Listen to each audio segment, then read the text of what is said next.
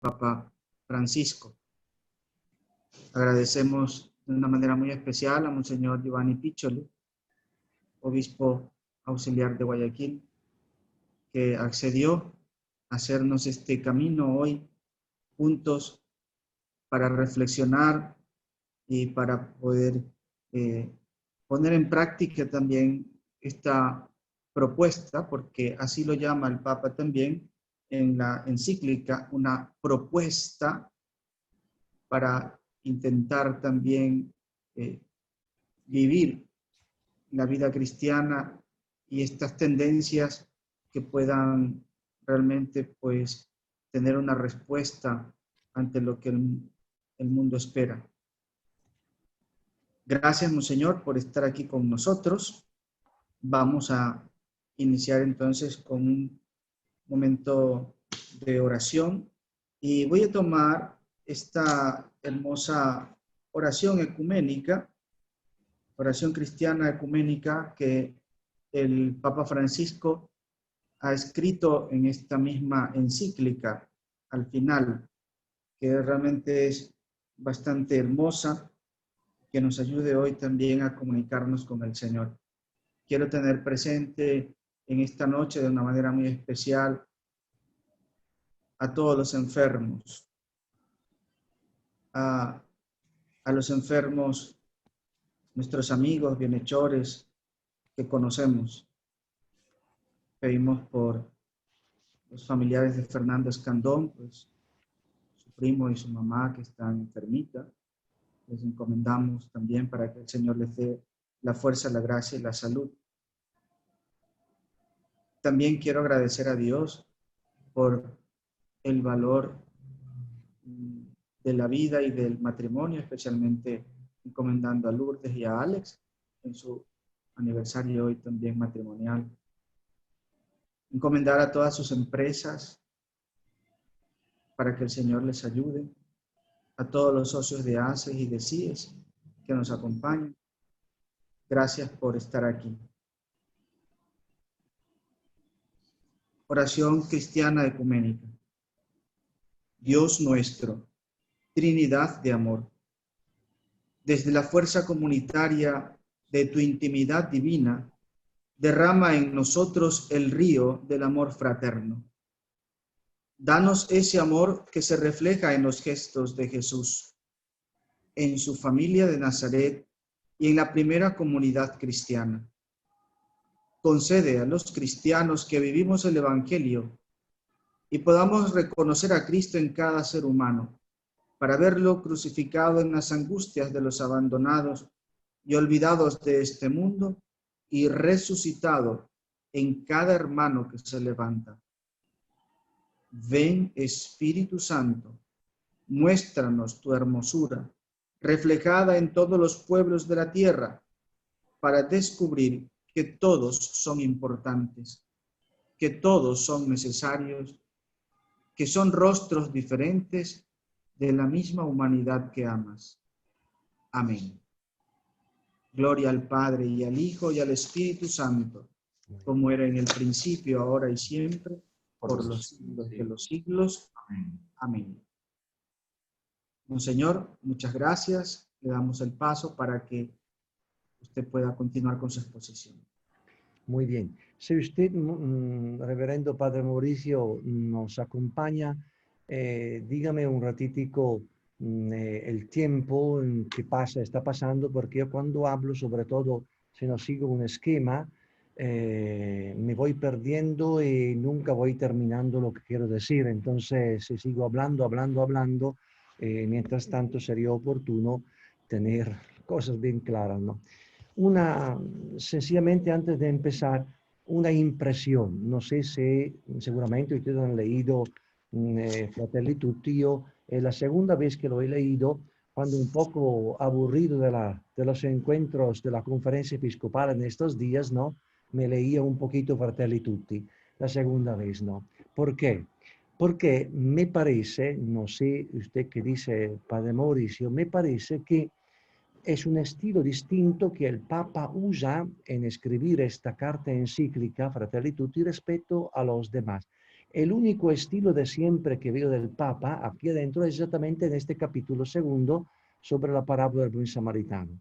Después los otros capítulos que yo he leído 2 veces, repito, y que yo digo que sirve una mayor atención para entender, ¿no? Lo que quiere decir el Papa sobre temas importantísimos con una visión a 360 grados, ¿no? De estos temas, ¿no?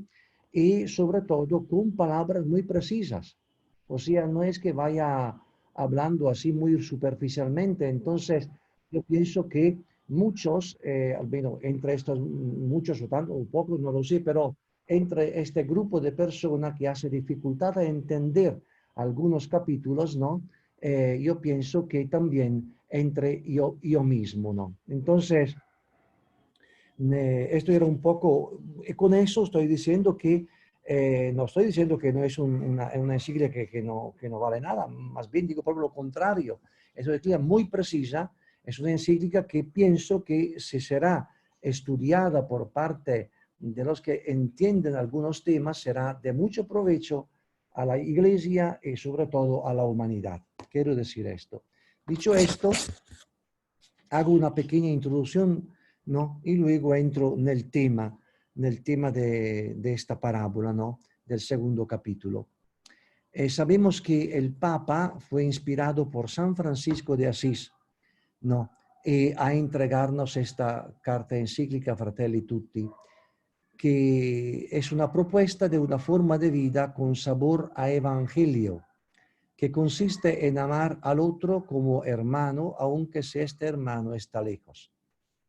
Es un llamado a hacer fraternidad abierta, a reconocer y a amar a cada persona con un amor sin fronteras, que va al encuentro y es capaz de superar toda distancia y toda tentación de disputas.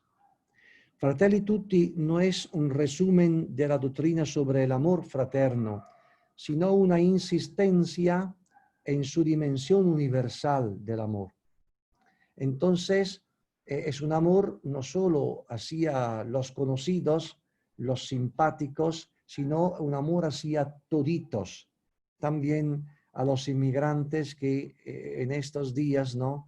Están ahogando en los mares alrededor de Italia porque salen obligados de sus países de Libia, ¿no? Para poder encontrar una vida mejor. Este amor fraterno universal significa acoger a estos hermanos porque no son personas que nos estorban, sino personas que son nuestro hermano, siendo todos hijos de un único Padre. Después, esta encíclica fue pensada desde hace un cierto tiempo, pero el COVID no interrumpió el Papa en la redacción concreta, real de esta encíclica. Pero frente a las diversas formas de eliminar o de ignorar a otros, como nos está tal vez acostumbrando la misma pandemia, ¿no? En este clima, ¿no? Fratelli Tutti es una invitación exactamente a reaccionar con un nuevo sueño de fraternidad y amistad social. El Santo Padre anhela que en esta época que nos toca vivir, reconociendo la dignidad de cada persona humana, podamos hacer todos un deseo mundial de hermandad. Ahora, el capítulo segundo dice que hay un extraño en el camino, herido y puesto fuera de las sombras de un mundo cerrado. Ante esta realidad, hay 2 actitudes, dice el Papa, que podemos tener: seguir de largo o detenerse. Incluirlo, este extraño en el camino, ¿no? O excluirlo. Pero la inclusión o la exclusión definirá el tipo de persona o el proyecto político, social, religioso que somos. Yo estoy pensando siempre a esta exclusión de Europa en forma general, no solo de Italia, de estos inmigrantes que vienen, define el proyecto del tipo político que el gobierno quiere seguir. El Papa nos presenta la parábola del buen samaritano como luz ante las sombras. Hay un trasfondo en la parábola. ¿Dónde está tu hermano? Una pregunta que encontramos en Génesis, capítulo 4, versículo 9. O sea, Dios cuestiona todo tipo de determinismo o fatalismo que pretenda justificar la indiferencia. A Dios no le gusta la indiferencia. A Dios le gusta una persona que con la cabeza, con el cuerpo, con los pies, entre en la situación, entre en el problema, haga algo, haga algo. Puede ser que haciendo algo uno se equivoca, pero decía mi abuelita, esto no lo ha dicho el Papa en la Fratelli Tutti, ma mi abuelita decía que quien hace algo puede equivocarse. Quien no hace nada nunca se equivocará. Entonces, Dios cuestiona todo tipo de esta actitud que pretende justificar nuestra indiferencia. Nos habilita para crear una cultura en la que cuidemos unos de otros, porque todos tenemos un mismo creador y en ello se sostienen nuestros derechos. Y por eso rezamos el Padre Nuestro. Rezamos Padre Nuestro, porque todos somos hijos de Dios. Dios es nuestro Padre. No, no decimos padre de mi suegra o padre de mi cuñado. No, Padre Nuestro. Entonces, Dios es Padre de todo. Estamos motivados y llamados a ampliar el corazón de manera que no se excluya el extranjero. Es una llamada al amor fraterno que se extiende en el Nuevo Testamento. Al amor no le importa si el hermano herido es de aquí o es de allá. El amor rompe cadenas y tiende puentes, permite construir una gran familia en donde todos podamos sentirnos en casa, sabe de compasión y de dignidad. Yo no puedo ayudar a una persona después que le pido de qué partido político es, de qué religión es, de dónde vive o de dónde viene o cuántos años, si es gordo o si es flaco. El amor supera todas estas distinciones. En la parábola está el abandonado, el herido tirado en el camino. Varios no se detienen ante él, solo uno se detuvo. Le regaló la cercanía, lo curó con sus propias manos, puso dinero en sus bolsillos y se ocupó de él, le ofreció su tiempo.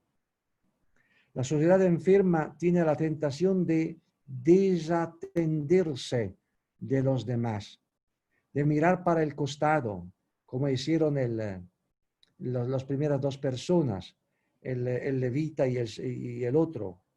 Pasar de lado e ignorar. El sentimiento le perturba, le molesta, no quiere perder el tiempo a causa de los problemas ajenos, se construye de espalda al dolor.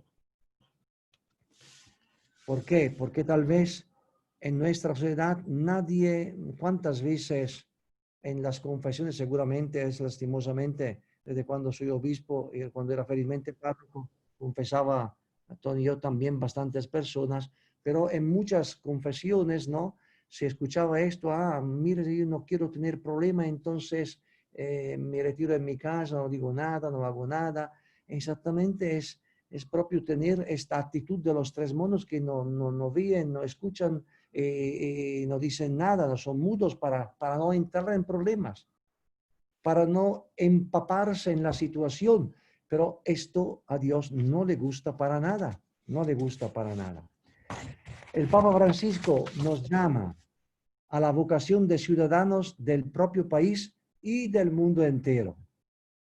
Deberíamos tener toda una ciudadanía de nuestro país y una ciudadanía mundial. Sería bonito. A ser constructores de un nuevo vínculo social, a darnos cuenta de que la existencia de cada uno está ligada a la de los demás. La vida no es tiempo que pasa. La vida es tiempo de encuentro. Me gustó mucho una carta pastoral que un obispo de Italia, el obispo de Pinerolo, me acuerdo bien cómo se llama ahorita, ¿no? Porque estos que viven en las regiones nórdicas de Italia, Trentino, etcétera, ¿no? Véneto, tienen nombre más alemanes que no italianos, ¿no?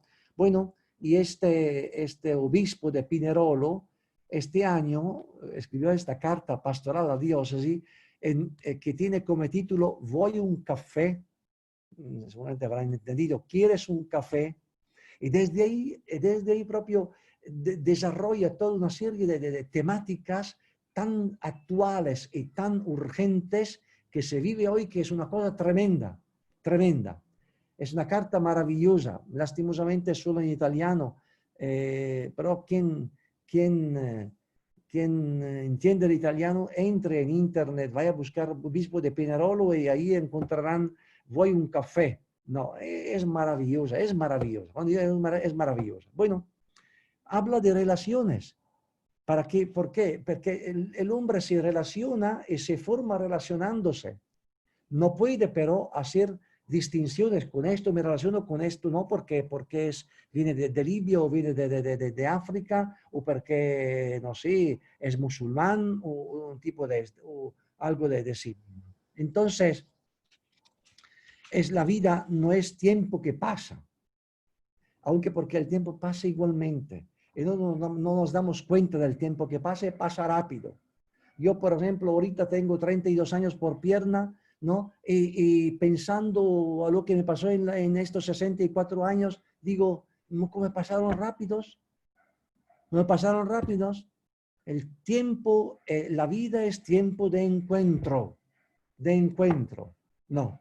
Entonces, estamos llamados a reconstruir este mundo que nos duele, a rehacer una comunidad a partir de hombres y mujeres que hacen propia la fragilidad de los demás, que no permiten la exclusión, se hacen prójimo, levantan y rehabilitan el caído para que el bien sea común. Incluir o excluir el herido al costado del camino define todos los proyectos económicos, políticos, sociales y religiosos, como he dicho al comienzo. La historia del buen samaritano se repite también hoy. Más bien se repite más hoy tal vez que en otros tiempos. Son visibles la desidia social y política, las disputas internas e internacionales, los saqueos que dejan heridos al lado del camino muchas personas. Hoy podemos recomenzar, dice el Papa. Papa Francisco nos llama a ser parte activa en esta rehabilitación y el auxilio de las sociedades heridas. Finalmente, Jesús transforma el planteamiento de preguntarnos quiénes son los cercanos a nosotros, es decir, ¿quién es mi prójimo? Nos llama a volvernos nosotros cercanos. El Papa nos pide que seamos nosotros prójimos de todos, incluso de los que están lejos. Se trata de una capacidad de amor universal, capaz de transformar perjuicios, barreras históricas y culturales, intereses mezquinos. Entonces es importante que incluyamos en la catequesis, en esta forma que estamos haciendo también nosotros esta noche, en la predicación nosotros los sacerdotes, ¿no? De un modo directo y claro, el sentido social de la existencia, no, el sentido social y religioso de la existencia. Esto es interesante, hermanos que me están escuchando, porque la visión, yo pienso que esta visión social de la existencia debe ser iluminada con la visión religiosa, pero también la visión religiosa de la existencia es iluminada por las problemáticas y por las urgencias y por los desafíos de la vida social. La dimensión fraterna de la espiritualidad, la convicción sobre la inalienable dignidad de cada persona, las motivaciones para amar y acoger a todos. Usted bien en estas pocas palabras cómo son de veras universales estos temas que el Papa trata, ¿no?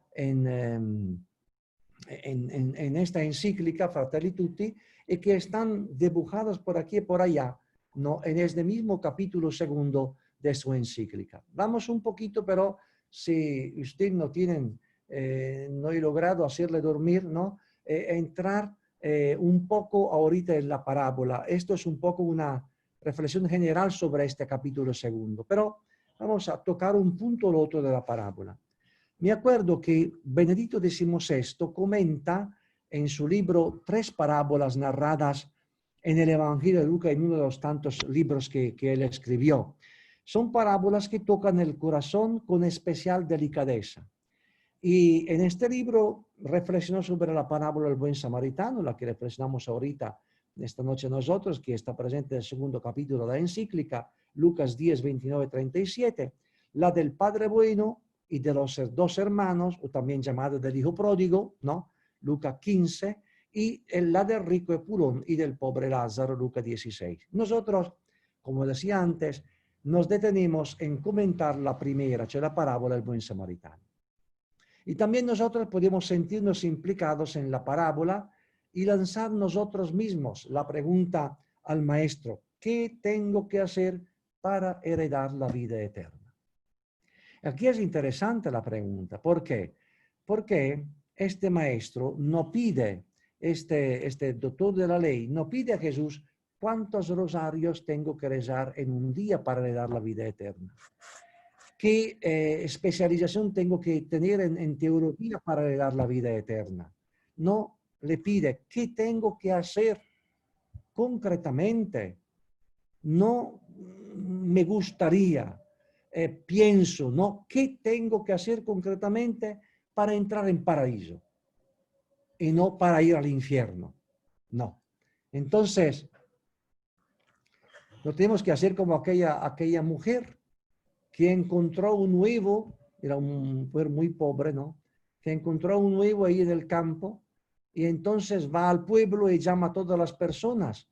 Y ahí, en vez de hacer lo que tenía que pensar, que pensaba, empieza a explicar a las personas qué hacía con este huevo. Lo hacía, ponía bajo una gallina, después esta gallina nacía un otro pollito, del pollito hacía una gallina, hacía otros huevos que nacían, hacía una fábrica de pollos y explicaba, teniendo en la mano este huevo, poniéndolo por un lado y por el otro, hasta cuando le cayó por tierra y luego se dañó y no pudo nada que hacer en su vida. Entonces, ¿qué tengo que hacer concretamente? No tanto con las ideas, concretamente, no. En el centro de la historia del buen samaritano se plantea la pregunta fundamental del hombre. Esta pregunta está hecha por un doctor de la ley. Por lo tanto, el doctor de la ley de aquel tiempo era, podríamos decir nosotros hoy día, un teólogo especializado, un teólogo que sabe lo que dice de teología, no un superficial. Entonces, es este tipo de persona que le plantea al Señor esta pregunta: ¿qué tengo que hacer? No. ¿Qué tengo que hacer para heredar la vida eterna? El doctor de la ley pregunta a Jesús, que es una persona popular de Nazaret, pero una persona que Jesús no ha hecho ningún estudio reconocido. Su pregunta nos recuerda al pretencioso que, sabiendo ya la respuesta, quiere alardear de lo que sabe. Pero en el fondo se trata de la pregunta primordial que expresa el deseo de todo corazón. ¿Cómo puedo salvarme? ¿Cómo puedo salvarme yo? Jesús remite a aquel experto en la escritura a que él mismo busque la respuesta. Y de hecho le pregunta qué dice la escritura. Y aquel erudito curioso le responde con sabiduría: amarás al Señor tu Dios con todo tu corazón, con toda tu alma, con todas tus fuerzas y con todo tu ser, y al prójimo como a ti mismo. Entonces Jesús le dice: la respuesta es correcta, no, es correcta. Pero aquel erudito quiere llegar un poquito más al fondo y pregunta sobre su aplicación en la práctica. ¿Quién es? Aquí es la otra pregunta. ¿Quién es mi prójimo? ¿Quién es el prójimo? Claramente, si Jesús le hubiese dicho que respondiera desde su sabiduría, le habría contestado, según la Escritura, el prójimo sería el connatural, el paisano, el que es de tu familia, porque no se consideraba prójimo ni el extranjero ni el samaritano, que eran tenidos por paganos y herejes.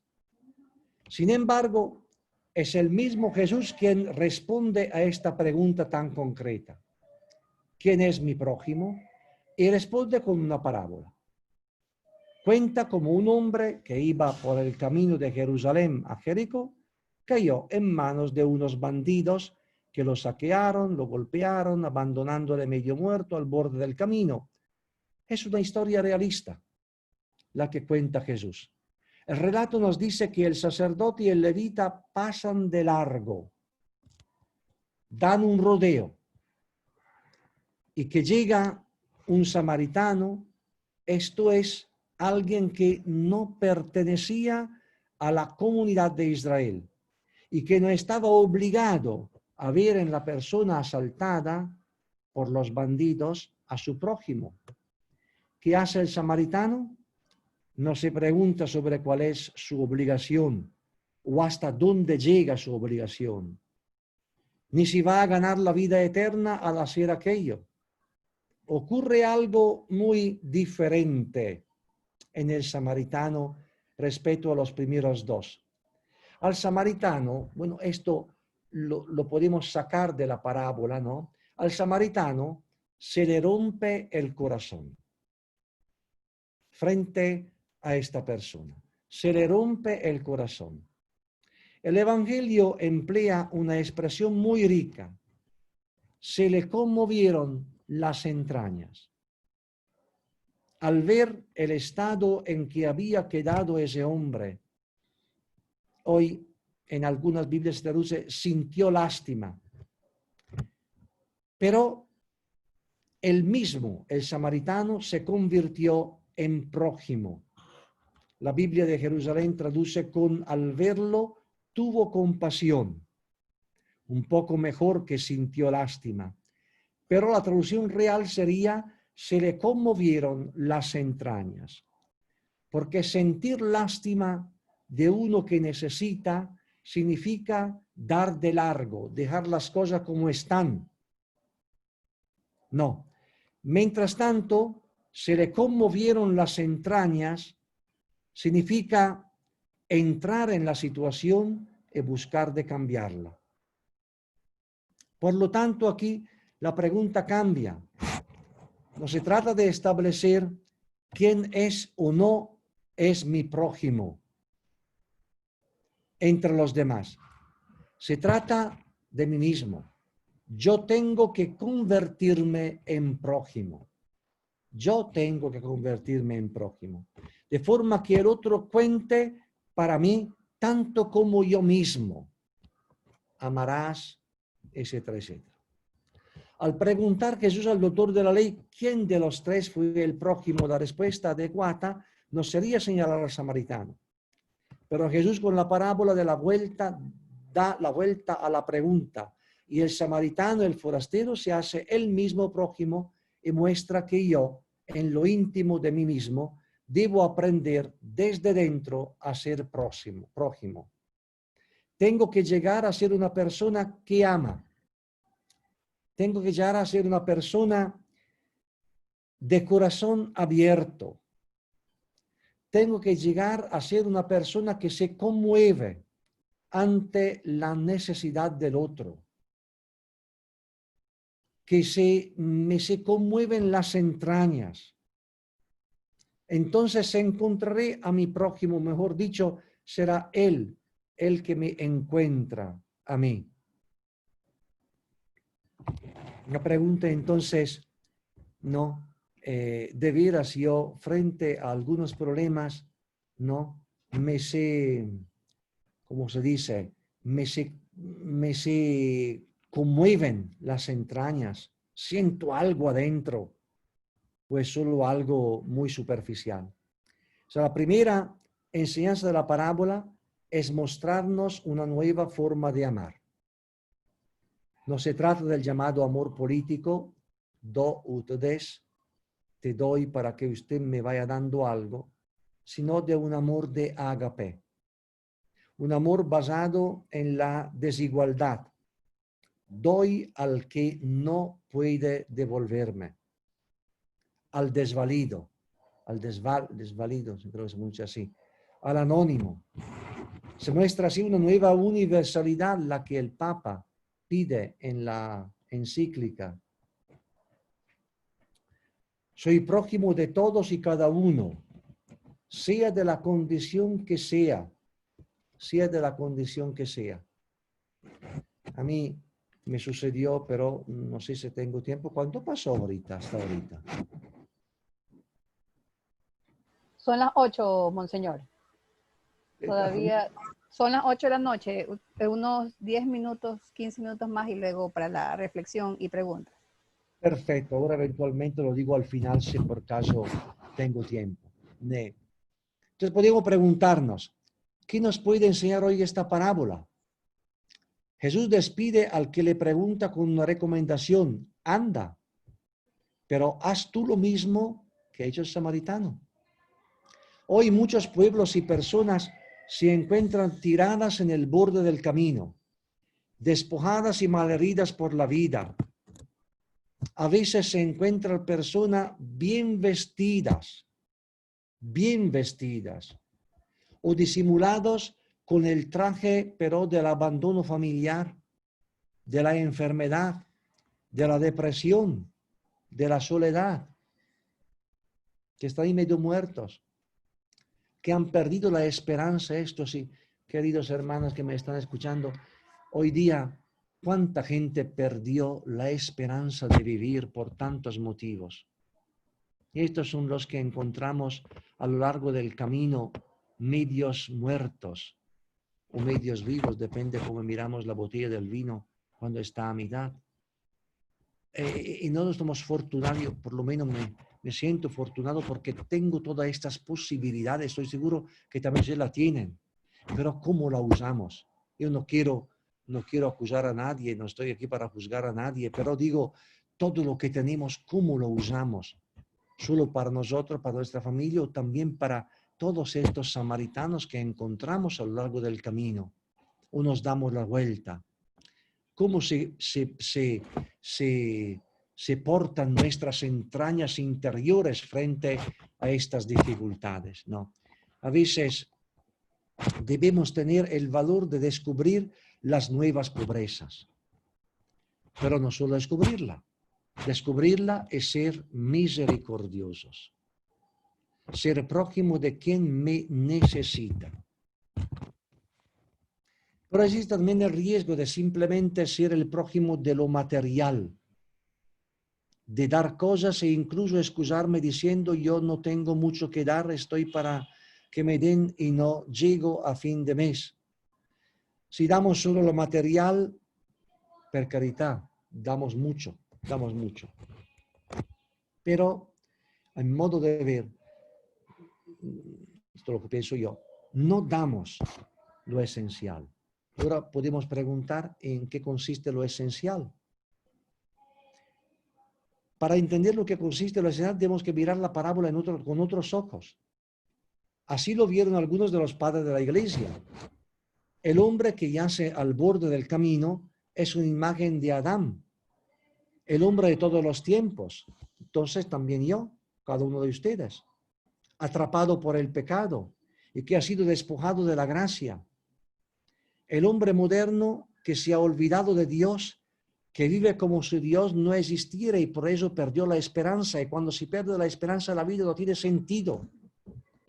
Aunque tenemos una chequera bien pesada al Banco de Guayaquil o al Banco del Pichincha, la vida no tiene sentido cuando uno no hay esperanza.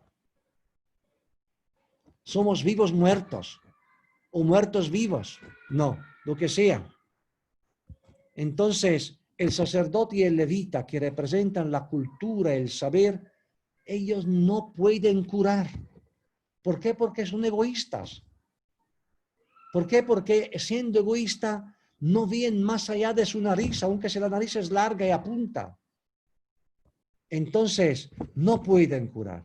Solo el samaritano que se le acerca, que es imagen de Cristo, el auténtico buen samaritano, lo acoge y lo salva.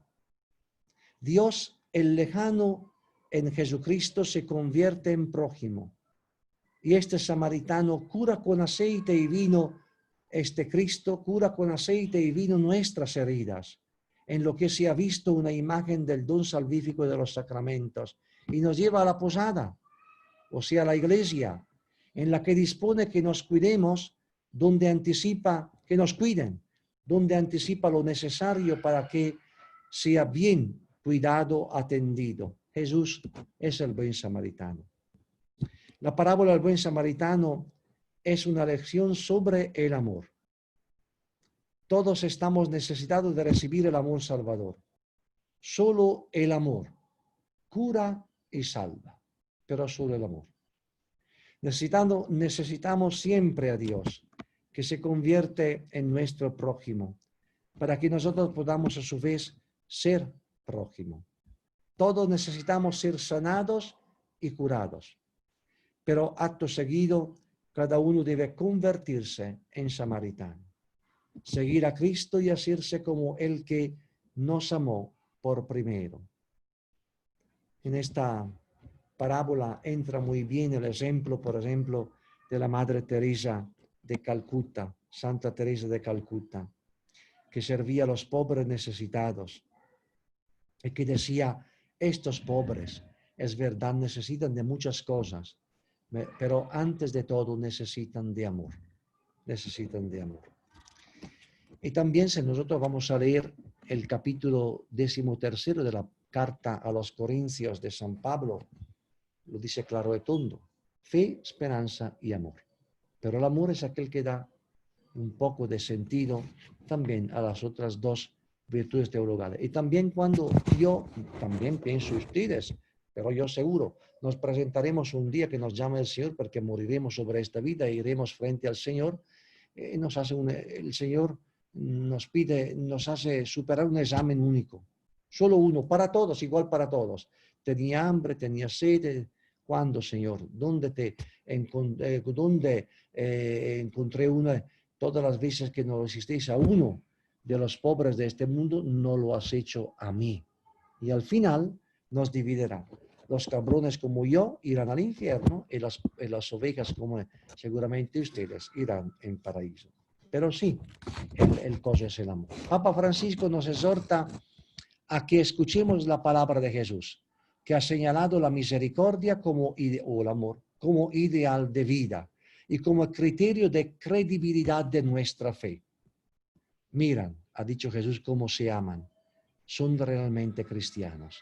Y por eso les reconocerán solo con el amor y la misericordia. Dichosos los misericordiosos porque encontrarán misericordia. Es la bienaventuranza en la que hay que inspirarse durante toda nuestra vida. No hay otra forma. No hay otra forma.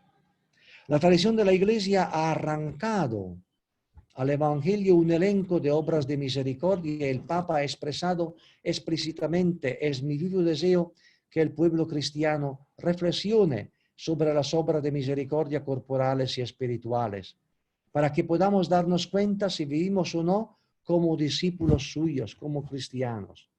Entonces, la identidad del cristiano se relaciona a cosas bien concretas. ¿Qué tengo que hacer para llegar para ir en paraíso? No, descubramos las obras de misericordia corporales: comer a los hambrientos, beber a los sedientos, vestir al desnudo, acoger al forastero, asistir a los enfermos, visitar a los presos, enterrar a los muertos. También esta obra de misericordia corporal, enterrar a los muertos. ¿Quién habría pensado las atrocidades que se hacían en el mundo con esta pandemia? ¿Dónde habrán enterrado miles y miles de muertos? Digo de Ecuador, digo de Italia. Confundiendo una persona con la otra. Una cosa impresionante. Y no sabemos ni tampoco cómo habrán enterrado estos muertos. Entonces, no es una obra de misericordia corporal que se refiere a la Edad Media, sino se refiere al día de hoy, donde no hemos tenido ni el respeto por nuestros muertos. Y lo digo por experiencia, porque en la pandemia a mí me murieron la última, hace 15 días, 7 familiares, de los cuales todos 7 no han podido participar, ni la esposa, ni el esposo, ni los hijos, donde había este muerto. Era prohibido. Y así se veían desde la ventana de los balcones de algunas ciudades como de Bérgamo, camiones enteros, decenas de camiones del ejército, con adentro 50, 60, 100 ataúdes, que no sabían dónde iban. dónde iban. Y de noche salieron con estos camiones. Entonces, queridos hermanos, enterrar a los muertos es una obra que no es una obra concreta de la Edad Media, sino también es una de las tantas obras eternas, desde cuando existe, el hombre que se sigue en esta forma, no respetando. El Papa nos llama a vivir este amor universal, que se concretiza en estas obras de misericordia corporales y también de misericordia espirituales. Consejo al que lo necesita. ¿Cuántas personas necesitan consejo? Sobre todo los jóvenes. No. Enseñar al que no sabe, corregir al que hierra, consolar al triste, consolar al triste, consolar al triste. Yo me pregunto, ¿cómo podemos consolar al triste si los mismos sacerdotes y obispos son tristes? ¿Cómo podemos consolar al triste si muchos cristianos son tristes? Estos cristianos tristes, estos sacerdotes y obispos tristes, nunca serán santos. Y si serán santos, dice, no sirven a nada, mejor que vayan vendiendo el pescado al mercado. No es concebible un cristiano triste. No es concebible un sacerdote, peor un sacerdote triste, ni a pensarlo un obispo triste. Pero hay. Consolar a los tristes es una ópera de misericordia espiritual. Perdonar las ofensas. Soportar con paciencia a las personas molestas. Rogar a Dios por los vivos y por los difuntos. La misericordia es una virtud. El amor es una virtud esencial en la vida cristiana. Para comprobarlo, basta con comparar dos pasajes paralelos de Mateo y de Lucas. Ahí donde Mateo, capítulo 5, versículo 8, decía, sed perfectos como vuestro Padre Celestial es perfecto. Lucas, en el capítulo 6, versículo 36, escribe, más tarde, sed misericordiosos como vuestro Padre es misericordioso. Ahora, la perfección evocada por Mateo es la misericordia reclamada por Lucas. La importancia cristiana de la misericordia tiene un sólido cimiento. Jesús nos ofrece en Mateo 25, 31, 46 un fundamento inconmovible. Cuando lo hicisteis con uno de estos mis hermanos más pequeños, conmigo lo hicisteis. Cuando dejasteis de hacerlo con uno de estos pequeños, también conmigo dejasteis de hacerlos. Los pequeños de esta parábola son exactamente los hambrientos, los sedientos, los forasteros, los desnudos, los enfermos, los presos. Necesitan misericordia. Son todos samaritanos. Lo más sorprendente es que quien hace misericordia se la hace a Cristo y quien la niega se la niega a Cristo. Los necesitados, y voy terminando, son presencia latente del Señor crucificado. Jesucristo está presente especialmente en su comunidad, en su palabra, en su Eucaristía, en sus necesitados. Papa Francisco dice en la carne de los pobres, en la carne de los pobres. Antes de ayudarlos, hemos de reconocerlos con la fe. Los acogimos porque están necesitados y Jesús mismo se acerca en ellos, a nosotros, y nos dice, ayúdame. Un realismo evangélico, nos dice Francisco, en cada uno de estos más pequeños está presente Cristo mismo. Su carne se hace de nuevo visible como cuerpo martirizado, llegado, flagelado, desnutrido, en fuga. Para que nosotros los reconozcamos, los toquemos, los asistamos con cuidado. No olvidemos la palabra, el camino de San Juan de la Cruz, que dice, en el ocaso de nuestra vida, de nuestras vidas, seremos juzgados en el amor. Amén. Muchas gracias, Monseñor. Gracias por esta explicación. Bien, ahora vamos a continuar nuestra reflexión precisamente con las preguntas, algún comentario que quisiéramos hacer también pues a la encíclica, a lo que Monseñor nos ha dicho. Entonces, damos paso. Tere, te pido que monitores tú porque yo estoy en la tablet y mi pantalla solo puedo ver 4 al mismo tiempo, entonces si alguien alza la mano, pues para que nos puedas comunicar. Claro, por favor, el que desee hablar, hacer su comentario, levanta la mano o activa su micrófono.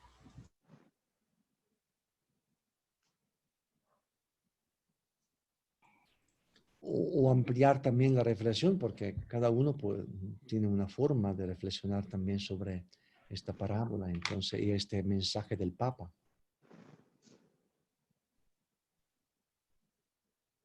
Pido la palabra. Por favor. Sí, aquí lo interesante de este análisis que se hace en el capítulo 2 sobre la explicación de la parábola del samaritano, ¿no? Es de que ni el sacerdote ni el levita, que supuestamente aman a Dios, se condolieron del necesitado. Entonces, no se puede decir que se ama a Dios si no se ama al prójimo. Entonces, el que oró verdaderamente como tiene que manifestarse un verdadero cristiano, es como el samaritano. Entonces, y dentro de su anonimato, ¿no? Él pasó desapercibido, hizo lo que tenía que hacer y sufrió el dolor del prójimo. Entonces, una sociedad que no siente el dolor del prójimo es una sociedad que está en camino a destruirse. Entonces, para mí esa es la reflexión más grande que me queda de este capítulo, con una explicación brillante de Monseñor y que Monseñor Giovanni, muchas gracias por su explicación. Yo pienso que queda muy claro, pocas son las inquietudes tal vez que pudiera generarse, pero sin duda de que luego de analizar en la parte primera de la situación actual del mundo, este segundo capítulo es un despertar a la verdadera necesidad de la sociedad, sentir como propio el dolor ajeno. Muchas gracias. Muchas gracias. ¿Alguien más quiere intervenir o decir algo? ¿Hacer alguna pregunta? Monseñor, Ernesto. muchísimas gracias. Ha sido muy rica su explicación. Solo tengo un comentario o pregunta. Muchas de las personas que se preocupan de la gente en la calle, y me refiero más específicamente a toda la gente que está en los semáforos, ¿no? En alguna forma o pidiendo caridad o haciendo algún trabajo innecesario, ¿no? Y a veces los consejos han sido, tratan de no ayudar a las personas en la calle porque si no se acostumbran a vivir en la calle, ¿no? ¿Qué nos pudiera decir usted sobre eso? Sí, es un problema un poco eterno. Me acuerdo bien que la misma respuesta que a la pregunta que cuando yo estaba en Italia, un tiempo pasado, algunos años pasados, ¿no? Desde, bueno, sí, cuando regresé del 2000 al 2005, ¿no? Probablemente esta pregunta, ¿qué tenemos que hacer? Porque a cada semáforo hay 3, 4 personas, ¿no?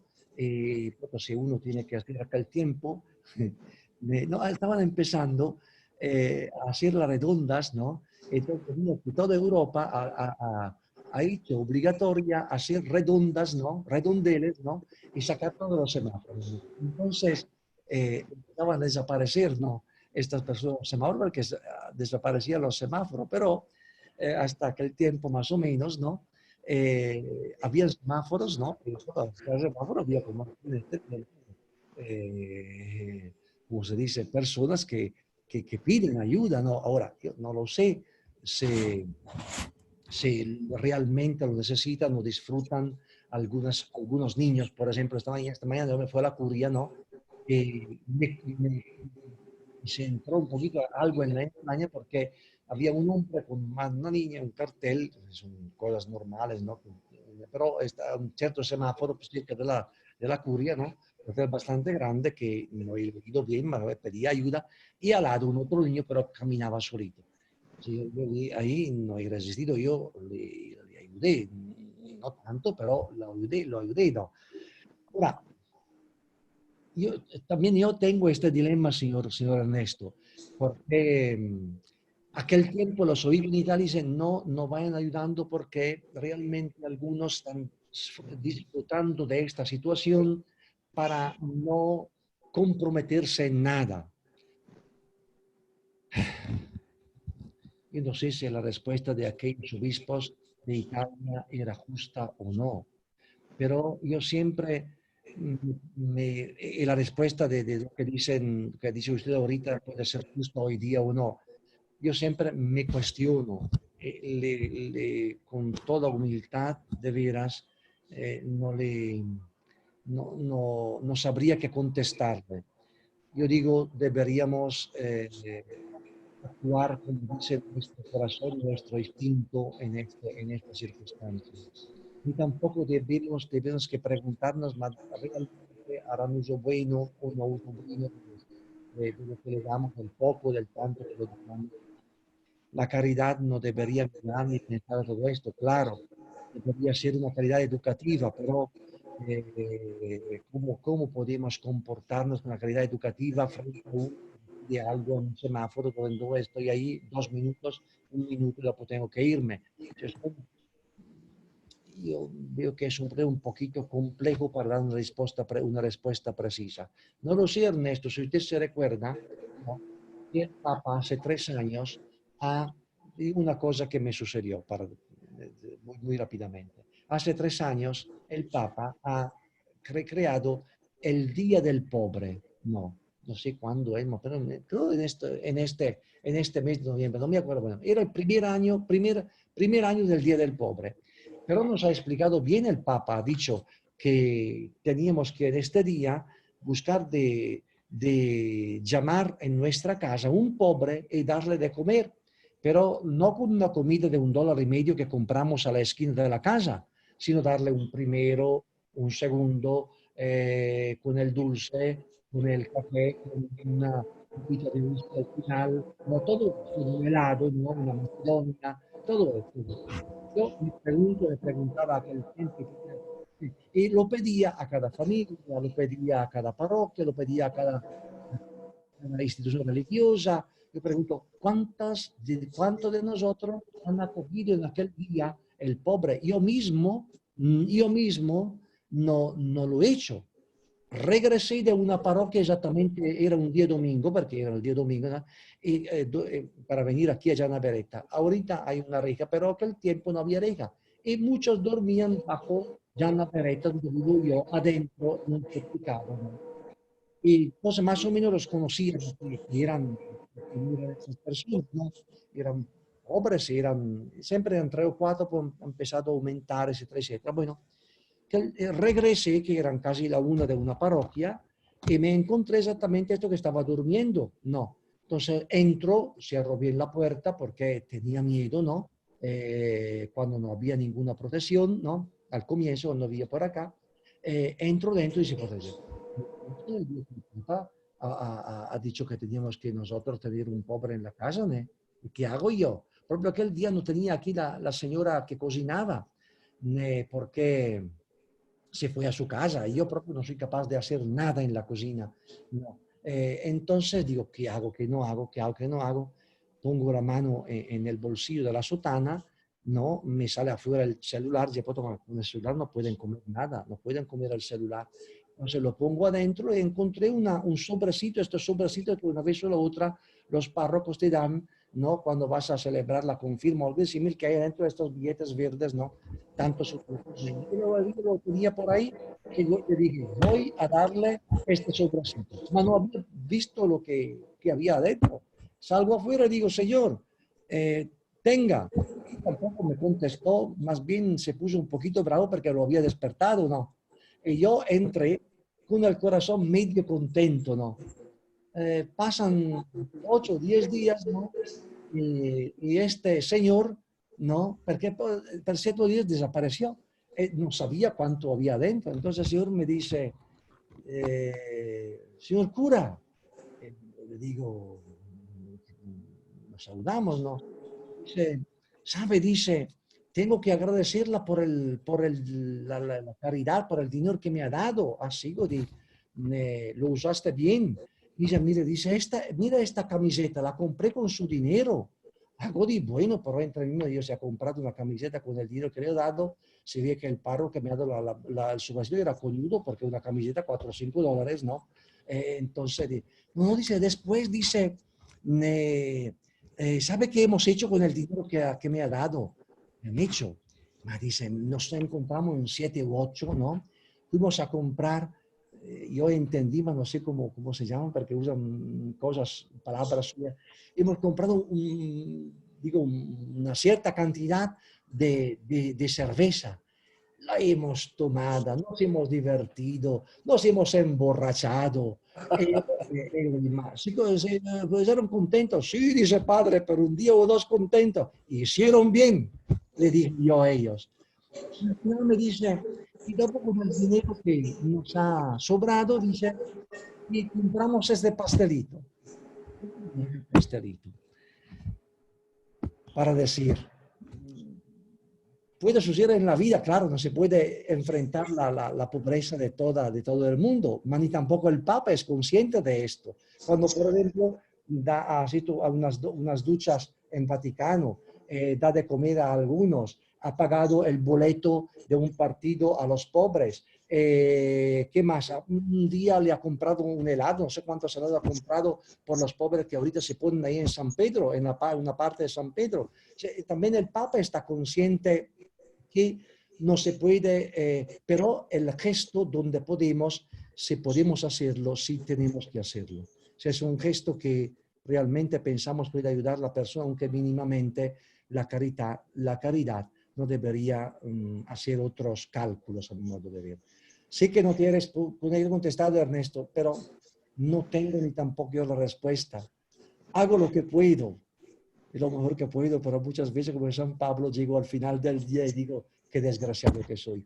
Y yo esta mañana había pensado de hacer esto, y me encuentro esta noche que no he hecho nada de lo que he empezado la mañana, me explico, al contrario de lo que... Muchas gracias, Monseñor. Yo sé que es difícil la respuesta, ¿no? Y lo acompaño en la respuesta, ¿no? Porque yo creo que a todos nos pasa lo mismo, ¿no? Quisiéramos ayudar y hoy por hoy encima tenemos el problema adicional que el bajar la ventana significa que nos podemos contagiar, ¿no? Porque la otra persona puede ser que esté enferma, ¿no? Entonces se nos ha ido volviendo cada día más difícil, ¿no? Pediremos a Dios que nos ilumine y veamos que quizás a través de, como a veces lo hacemos, a través de organizaciones que a su vez ayudan, podamos seguir haciéndolo y eso ojalá sea bien visto por los ojos de Jesucristo, ¿no? Que nos diga, bueno, hiciste bien, al menos en esta forma, pero hiciste bien. Muchas gracias, Monseñor. Las asociaciones, por ejemplo, Reza, esta forma de ayuda es una calidad inteligente para decir.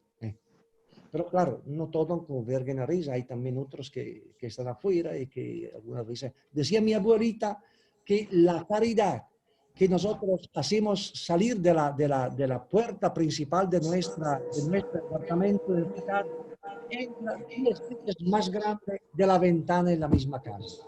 Esto, y tiene razón. Gracias, Monseñor. De nada, gracias a ustedes. ¿Alguien más? Nos quedan todavía unos 5 minutos. Por favor, Excelencia, buenas noches. Soy Fernando.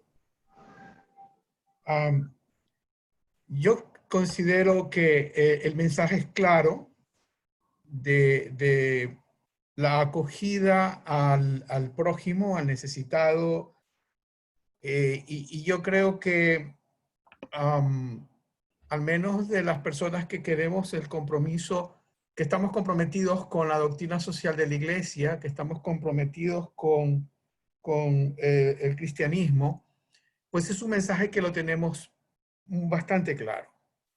Como que no hay que convencernos mucho del tema. Así. Y creo que las evidencias están y que raro es la persona que metido en este círculo tenga una apatía hacia el necesitado o hacia el prójimo. Al contrario, creo que son muchos ejemplos que se han de los cuales yo al menos me me siento orgulloso de tener este tipo de amigos. Dicho eso, en la encíclica me late, tengo la sensación de que solamente se ve una parte del problema. Tanto como en la parábola, siempre me he preguntado qué pasaba si el samaritano se encontraba con los ladrones, ¿no? Eso difícilmente podríamos respondernos, está en diferentes opciones. Pero, por ejemplo, veamos en cosas concretas lo que está pasando en Europa. En Europa hay la acogida al migrante musulmán. El migrante musulmán viene a Europa por muchas razones, porque en sus países hay guerra, el caso de Siria, o está el ISIS que está persiguiendo a muchos inocentes. Los cristianos casi están desapareciendo de estas tierras. Más en los países subsaharianos la situación es más dramática en algunos casos. Pero yo creo que también necesitamos que el Papa nos oriente en las profundidades de un problema que se nos viene. Y que Monseñor Gianpaolo Crepaldi, que creo que, no sé si ustedes se acuerdan, él vino para acá, para Ecuador. Monseñor Gianpaolo Crepaldi pertenece a presidente del Observatorio Cardenal Bantuán. Fue el secretario del Consejo Pontificio de Justicia y Paz encargado de hacer el compendio de la doctrina social de la Iglesia. En la época de Monseñor Maggi vino acá a dar una serie de conferencias. Acuña un término que es muy importante y que es la acogida ingenua. Esa acogida ingenua a este grupo musulmán que en el diálogo interreligioso yo considero que está desbalanceado. Hace poco pasé al sitio de WhatsApp de ACE el testimonio de una monja que está en Francia y cómo el cristianismo está retrocediendo, donde para no ofender a los grupos musulmanes ya no se hacen nacimientos, donde se eliminan los campanarios que molestan a los musulmanes, porque lamentablemente esta acogida, ¿no?, está yéndose contra la sociedad cristiana, ya que no se asimila o no acepta la convivencia como el mundo cristiano lo quiere hacer. Y se está enfrentando a un severísimo problema. Que lo hemos visto cuando estuve en París, vi el asunto musulmán con un poco de preocupación. Hay barrios donde está la Sharia y no puede entrar ni la policía. No vayas por allá porque está de musulmanes y la cosa es un poco difícil. O ten cuidado con tu cruz que está colgada en el pecho. Cosas así, ¿no? Entonces, más que la enseñanza del buen samaritano es preciosa y hay que cumplirla y tenemos que tener nuestra alma abierta a la acogida. Pero también hay la parte, como digo, que es, y que no se habla, que es de esta acogida ingenua. Término acuñado por Monseñor Gianpaolo Crepaldi. Quisiera su opinión al respecto, Monseñor. Gracias. Sí, la ingenuidad es siempre una cosa negativa, no buena, sobre todo en esta acogida ingenua de personas de otras religiones, pero en modo especial de los musulmanes, porque otras religiones, tenemos también otras religiones, pero no son así contrarias como la religión musulmana. Ahora, El problema, pero muchas veces, Fernando, no subsiste, bueno, aparte algunas franjas radicales, ¿no? Ma en general el problema no subsiste en los musulmanes, subsiste proprio esattamente en la ingenuidad, yo diría, en la estupidez de los cristianos. Porque por ejemplo, algunos símbolos religiosos en ambientes públicos, yo hablo de Italia, ¿no? No es, cioè, es tolerada por por los musulmanes. Empiezan los cristianos a decir una parte o la otra, decir, más, dicen nosotros, con esta cruz sobre la pared de un aula de colegio, no vamos a respetar personas de otras religiones. No, son los mismos cristianos, ¿no? Que muchas veces hacen estos comentarios y crean estos problemas. No siempre, pero algunas veces en este sentido yo pienso que Monsignor Crepaldi se refería a esta ingenuidad o tal vez a otras no. Pero el Papa nos invita independientemente de todo a un diálogo. El diálogo no significa no dejarnos atrapar por las otras religiones o atrapar las otras que vengan de nosotros, sino significa relacionarnos para ver dónde están los valores, ¿no?, con los cuales podemos caminar juntos, las riquezas que nos enriquecen recíprocamente y las cosas que tenemos que ser claros en que no vivimos al mismo modo o no aceptamos conceptualmente en la misma forma. Es un camino largo. No sé cómo irá terminando en Europa, pero ya yo creo, ¿no?, la misma intervención, tal vez en forma muy fuerte, del presidente de Francia, ¿no?, y también de Austria en las últimas dos matanzas que han hecho, ¿no?, en Francia y en Austria. O sea, la reacción en contra de esta franja así extremista, yo pienso que da espacio a que también la parte cristiana, que es el fundamento de toda Europa, ¿no?, de la cultura europea, se pueda despertar y sea más inteligente y menos ingenua.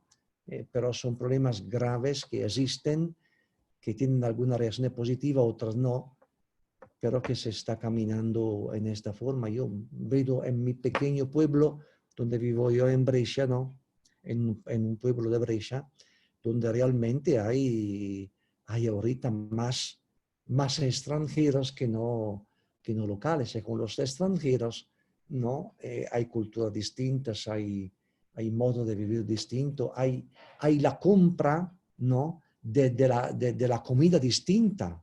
Entonces se crean supermercados con comida propia de un lugar o del otro, lo que hasta a 30, 20 años atrás no se veía para nada. Cuando uno veía un negro del África, le hacía la foto porque se veía uno ahorita. Si usted va también en los países pequeños, pueblos pequeños, se encuentra de todo el mundo. Aquí sí se crea una nueva universalidad. Tal vez el Papa nos está empujando hacia esta forma de relación. Muy Sí, bien, Excelencia, muchísimas disculpe, gracias. si me permite, discúlpenme, pero hay un detalle que me hace falta, y me hace falta en el diálogo interreligioso. Y eso quiero que, por favor, si alguien considera que me estoy equivocando, me lo dice. Yo no veo, ni en la encíclica, ni en el diálogo interreligioso, que se esté insistiendo en la defensa de las raíces cristianas.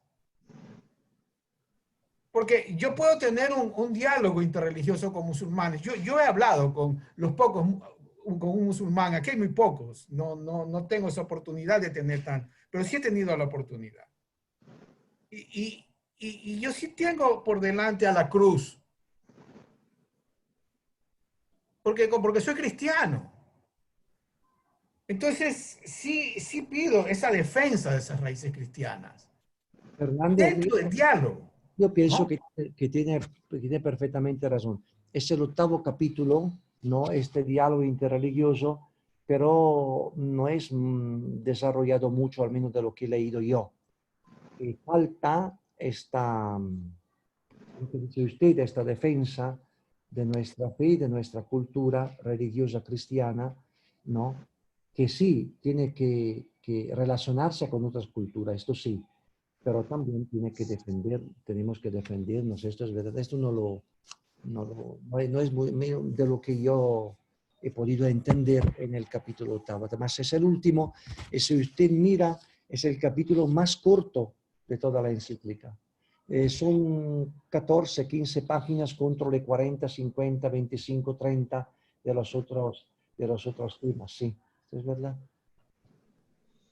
Bueno, agradecemos mucho, Monseñor. La próxima vez que me encuentre el Papa, digo, oye, señor Francisco, ¿dónde ha dejado el coso? Le jalo las orejas, no te preocupes. Bien, muchas gracias. Allá reclaman, le digo. Gracias, Monseñor, por compartir este segundo capítulo. Quisiera terminar resaltando algunas cosas importantes pues, que nos ha dicho y que me parece que podríamos tomar en cuenta.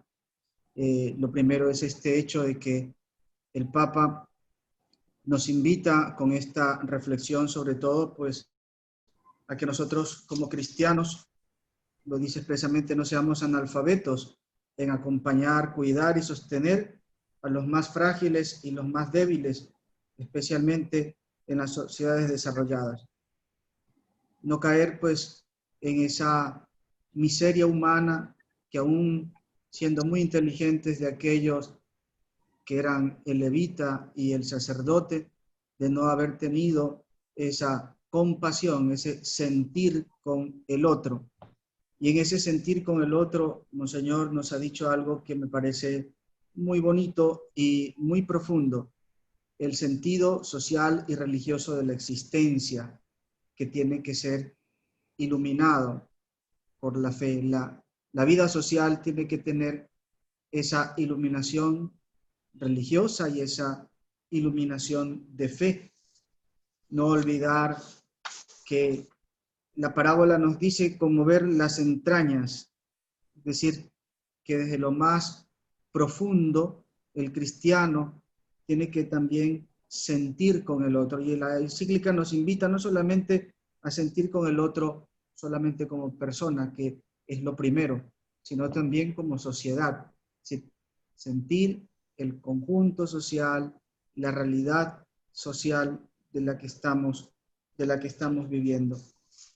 Por último, recordar también lo que la encíclica nos ha mostrado cada uno de estos personajes, y el personaje clave que de alguna forma nos muestra el camino de la nueva dimensión que Jesucristo quería que viera aquel maestro de la ley, que era esa nueva dimensión del pensamiento de Jesús. ¿Quién es tu prójimo? ¿Quién es aquel a quien tú sientes tu prójimo? Y no solamente de responderlo, como ha dicho Monseñor, desde esta base intelectual, sino responderlo desde ese sentir con el otro. Por supuesto, el otro no solamente aquel maestro de la ley dio la respuesta, no solamente por el hecho de la pregunta para no quedar mal, sino que realmente el Señor lo hizo reflexionar. Al ver la figura del samaritano, él reconoce, como judío tiene que reconocer que se portó como prójimo, aquel que se compadeció de él. ¿Y qué nos dice hoy también el Señor? Anda y haz tú lo mismo.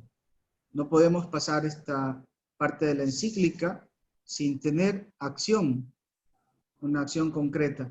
Y el Señor nos ha dado también, a partir de la pregunta de Ernesto, pues nos ha dado como un camino y nos ha dicho, no el sobre, nos nos ha dado el camino cuando ha hablado de reza, la caridad organizada, la caridad inteligente.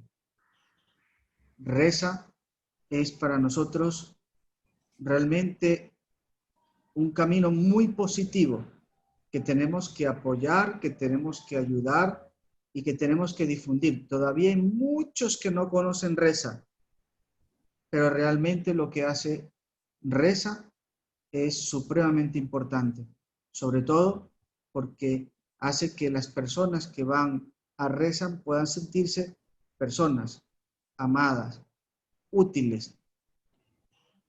Y con esto termino. Sobre todo que nosotros no hagamos de los pobres un negocio, porque eso es en lo que se ha convertido la pobreza hoy también, en un negocio. El cristiano no hace de la pobreza un negocio. El cristiano tiene que ir mucho más allá, tiene que levantar la dignidad de la persona. Que hoy el Señor nos ayude también a tener esperanza, a no ser esos analfabetos como nos ha dicho el Señor, sino que aprender cada día a tener esa fuerza del amor de Cristo, terminando con esto, con las obras de misericordia que Monseñor pues, nos ha recordado que son tan importantes en la vida cristiana. Quiero terminar pidiéndole a nuestra Madre, la Santísima Virgen, y pedirle a ella. En estos días en mi parroquia estamos celebrando una novena a la Santísima Virgen en advocación de la Madre de la Divina Providencia. Esta es una advocación, es la patrona de Puerto Rico, pero me gusta mucho al decir Madre de la Divina Providencia.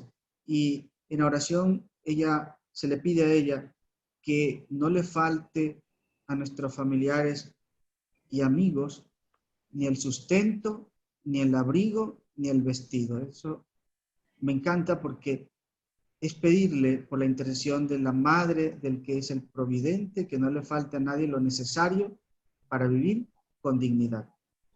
Nos encomendamos a María todas sus intenciones. Dios te salve María, llena eres de gracia, el Señor es contigo. Bendita eres entre todas las mujeres y bendito es el fruto de tu vientre, Jesús. Santa María, Madre de Dios, ruega por nosotros pecadores, ahora y en la hora de nuestra muerte. Amén. Antes de finalizar, quiero agradecer una vez más a todos ustedes y recordarles que nuestro próximo encuentro será el martes 17 para el capítulo 3 y 4. En este encuentro vamos a tener la alegría de compartirlo con Monseñor Walter Maggi. Él va a estar con nosotros desde Italia.